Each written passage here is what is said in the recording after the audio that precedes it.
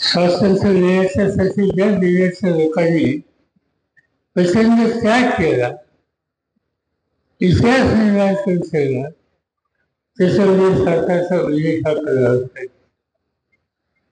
अनेक मान्यवर त्यांनी यासाठी खर्च खाल्ला, आयुष्याचा वेळेचा काळ झोपून गेला.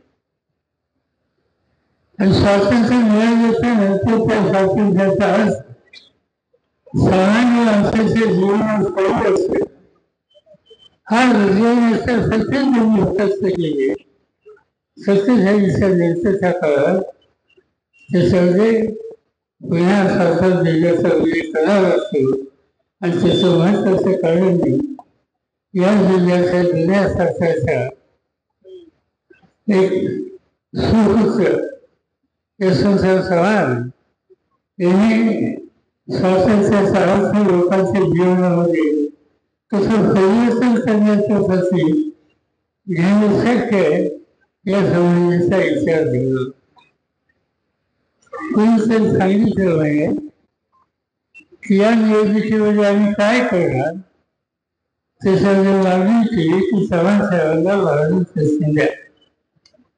आनंद तुम्हाला मला प्रत्येकाला आनंद, आणि मला आनंद आहे ही मागणी करणारे आतापर्यंत चव्हाण साहेबांच्या विचाराचा गोळ आम्ही तुम्ही पाहिले नाही. अनेक आम्ही त्यांच्यासाठी गोष्टी केल्या.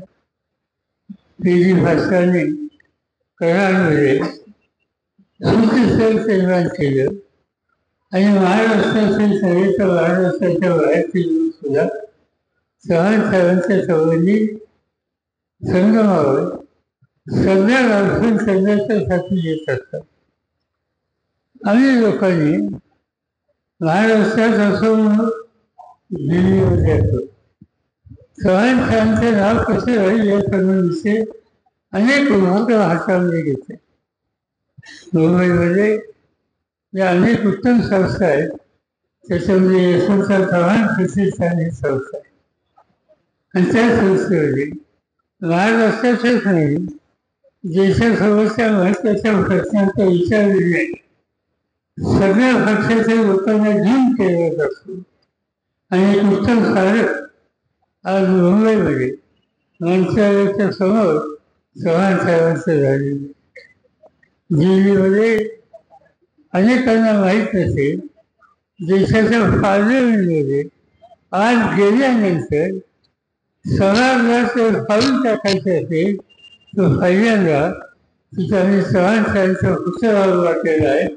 त्याला नमस्कार करून लोकांना आज जावे लागते. या देशाचं संरक्षण नसते म्हणून चव्हाण साहेबांनी काम केलं. त्या खात्यावरही काम केलं, त्या खात्यावर पुतळ्यांनी काम केलं.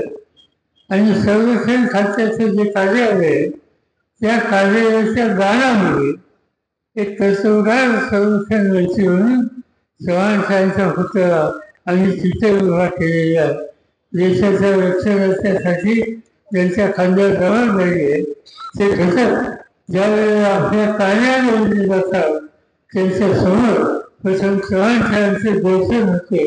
अशा अनेक गोष्टी चव्हाण साहेबांच्या योगदानाच्या संबंधीची कायमची न घावी म्हणून सगळ्यांनी मिळून केलेले.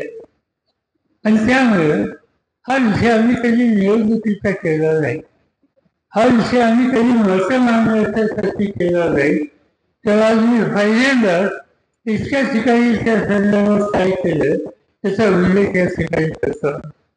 ठीक आहे, निवडणुका आल्या, निवडणुकीच्या दृष्टीने आपली गणना आपला कार्यक्रम हा त्या ठिकाणी मांडण्याची जबाबदारी आहे. हा अनेक प्रश्न या ठिकाणी आहेत.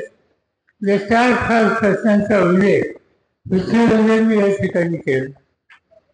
महागाईच्या सारखा प्रश्न आज त्याचा उल्लेख त्यांनी या ठिकाणी केला. काय स्थिती आहे महागाईच्या संदर्भात?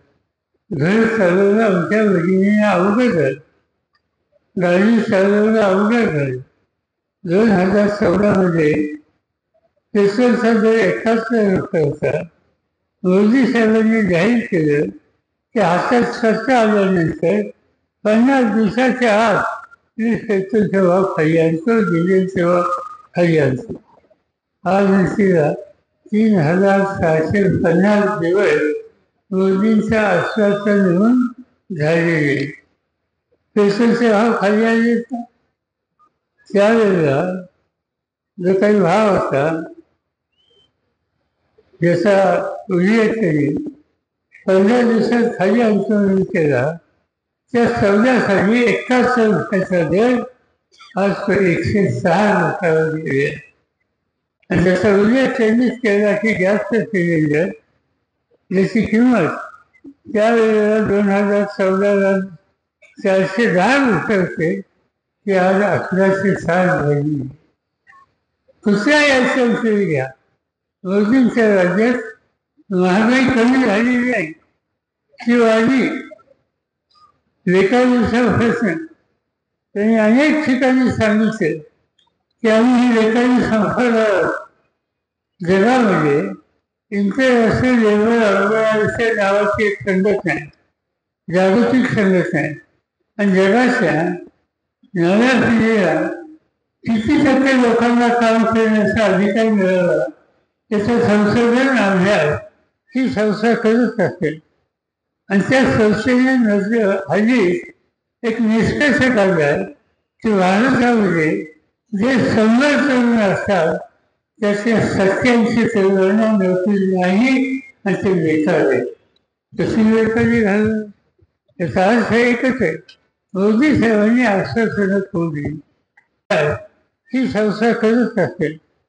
आणि त्या संस्थेने हल्ली एक निष्कर्ष काढला की भारतामध्ये जे 100 तरुण असतात त्याचे 87 तरुणांना नोकरी नाही आणि ते बेकार आहे. तशी बेकारी घालून याचा अर्थ एकच आहे, मोदी साहेबांनी आश्वासनं ठेवली. उद्या ते या ठिकाणी येतात, करायला जायचं आहे. मला असं वाटतं की सर्व प्रश्न व्यवसायामध्ये आपल्याला अधिकार आहे की या गोष्टी तुम्ही करतो म्हणला. 2 वर्षात करतो म्हणला, 2 संपली. मात्र 10 वर्ष होऊन गेली. त्याच्या कोणत्या गोष्टीची तुम्ही सुरुवात केली हे या ठिकाणी सांगायची गरज. माझ्याकडे असताना माझ्या मोबाईलमध्ये 10 वर्षापूर्वीचं सत्तेत येण्याच्या आधीचं त्याचं भाषण आहे. त्या भाषणामध्ये त्यांनी सांगितलं होतं की मनमोहन सिंगच्या राज्यामध्ये इतकी महागाई वाढली, माझ्या हातात सत्तेत येण्याच्या नंतर इतक्या भावाची करीत असो. ते भाषण ऐकलं तरी सुद्धा आपल्या लक्षात येईल की भाषणं अनेक केली, आश्वासनं अनेक दिली, त्याची 50% सुद्धा गोष्टी या त्यांनी खुल्या केलेल्या नाही. आणि त्यामुळे आज ते देशाची सत्ता पुन्हा मागण्यासाठी आज आलेली. टीका टिप्पणी हा त्यांचा स्वभाव आहे. स्वतः काय केलं हे सांगायचं. त्यांची भाषणं आम्ही अनेक ठिकाणी ऐकतो. टीका कुणाला करतात? टीका करतात राहुल गांधींच्या, शहाबाला म्हणून त्यांचा उल्लेख करतात.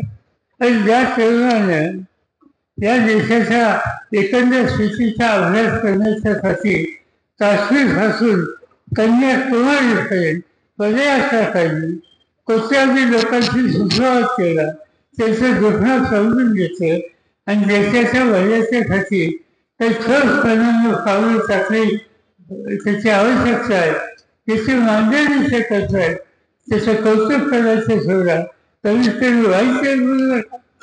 टीका टिप्पणी करता जवाहरलाल नेहरूंचा स्वातंत्र्याच्या आंदोलनामध्ये सवन घराघराचा विचार ज्या कुटुंबांनी केला, आयुष्याची 13 वर्ष इंग्रजांच्या तुरुंगात त्यांनी घालवली आणि 47 स्वातंत्र्य मिळाल्यानंतर या देशाचा कारभार संसदीय लोकशाही पद्धतीने चालेल यासाठी त्यांनी रचना उभी केली.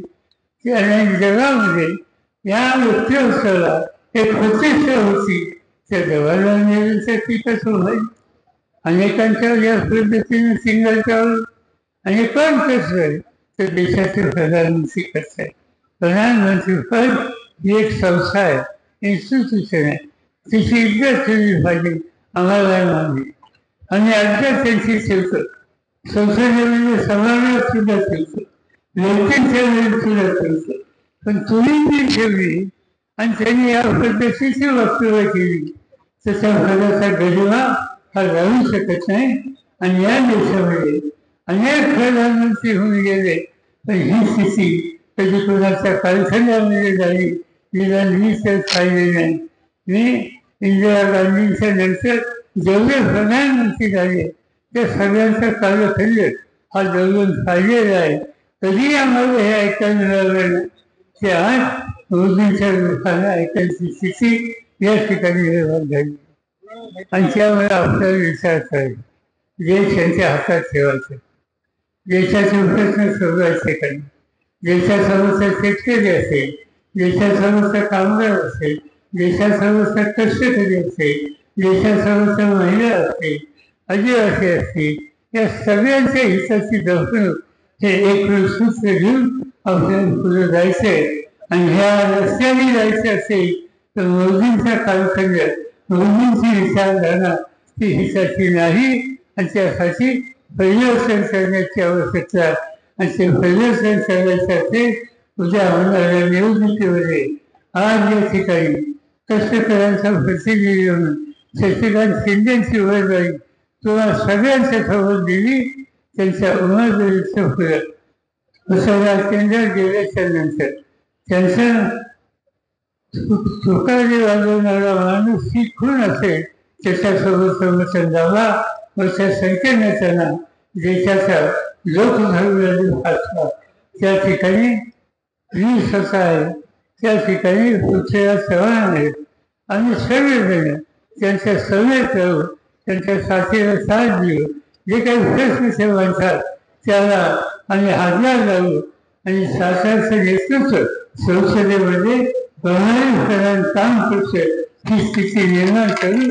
एवढं त्या ठिकाणी सांगतो. आणि पुढच्या सगळ्याला जायचं असल्यामुळे अधिक प्रेरणा घेता मी आपल्या सगळ्याची रजा घेतो. जय हिंद, जय महाराज.